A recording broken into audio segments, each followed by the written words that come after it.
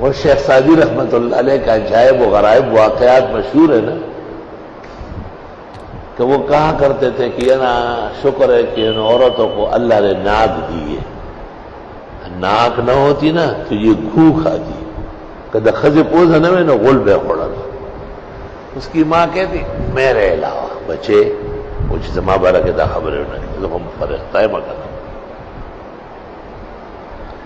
شیخ Saadi واقعی شیخ Saadi تھے، اس نے کچھ دنوں میں مشہور کیا کہ یار میرا گزارا نہیں ہوتا شیراز میں ہندوستان جاتا ہوں، بڑا ملک ہے وہاں ہر طرح مزدوریاں ملتی ہے۔ بہت ماں نے منع کیا لیکن آخر کار شیخ سعدی نے سفر کا ارادہ کر کے گھر سے نکل گیا۔ 15-20 دن بعد بیس بدل کے گلیوں میں بھیک مانگنے لگا۔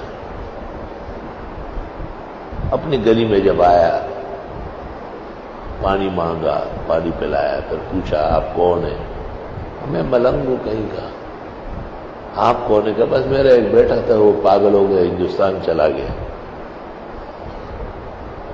اور آپ اکیلی رہ گئی؟ ہاں بالکل۔ کوئی شادی نہیں کی ہے؟ ایسے عمر میں کون ملتا ہے؟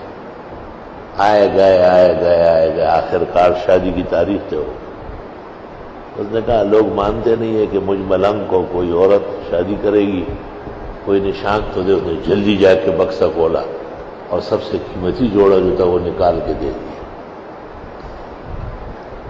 کچھ دن جب گزر گئے تو واپس آیا، اے بیٹے، وہی پیارے بیٹے، آپ نہیں تھے وہ میں کتنی پریشان تھی، کتنی زندگی گزارتی تھی پریشانی کی۔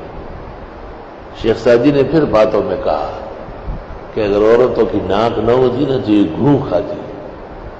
اس نے کہا میرے سوا کہ یہ جوڑا تو آپ نے مجھے دیا ہے شادی کے لیے، لیکن آپ کی نشانی ہے۔ لوگ کہتے ہیں کہ شیخ سعدی نے عقل و دانش سے بہت مشکلات پر بھی عبور حاصل کیا۔ استغفر اللہ واتوب الیہ۔ اس لیے فقہا نے جب لکھا ہے کہ عورتیں مردوں کی صف میں نہ آئے تو اس میں جوان اور بوڑھن کا فرق نہیں کیا، ہر طرح کا لکھا ہے۔ اور جس طرح پرائی عورتیں صف میں نہیں آئی، اپنی بیوی، اپنی بیٹی، اپنی بہن، اپنی ماں، اس کے ساتھ بھی جماعت کی نماز نہیں ہوگی، فاسد محض ہے بالکل۔ عورت ہونے میں سب برابر ہے۔